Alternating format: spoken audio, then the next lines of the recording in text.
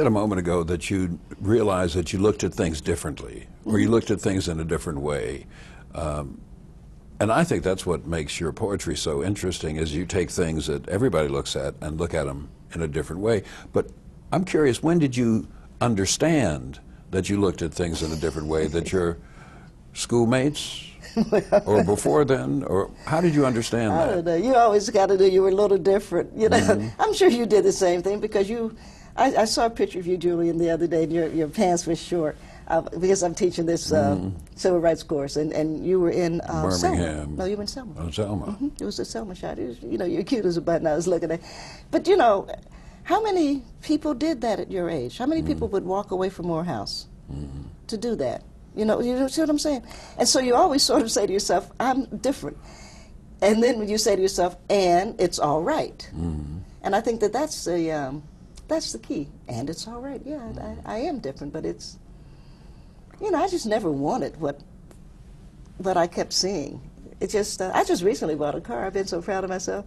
You know, because I never had an, I only bought a house because my son, because Thomas was going to college, and don't laugh, but you have a kid and you try to say to yourself, okay, kid's going to college, and you know, you sort of do some, not heavy research, just basic research, and what does kid need? Place to bring friends, you know, an automobile and a lounge, you know, so you go through all of that, and I thought, oh my God, we don't have a house. You know, I was living in a little studio apartment, which suited me, and I thought, ah. So I said to Thomas, you know, it's okay, because he said to me, what address should I use to apply to college? And I was like, oh my God, my son doesn't have a home. So I bought a house, and I'm glad it's a nice house. I have a little pond, and I've got a koi in it. And so I'm domesticating myself. I have a dog, and she's really nice, and I have a car now.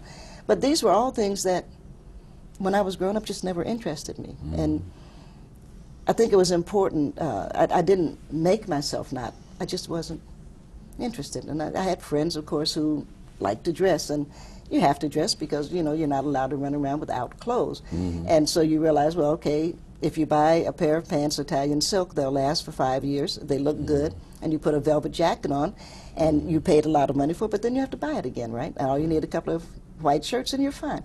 So that everything I had until I had Thomas actually fit into one suitcase in a Volkswagen. And it was wonderful because you're free. So if you say, I'm going to California, you put it all in the Volkswagen. It's not until you have a kid that you finally have to say, oh, I need an address, and so you get an apartment or something. You know? Now,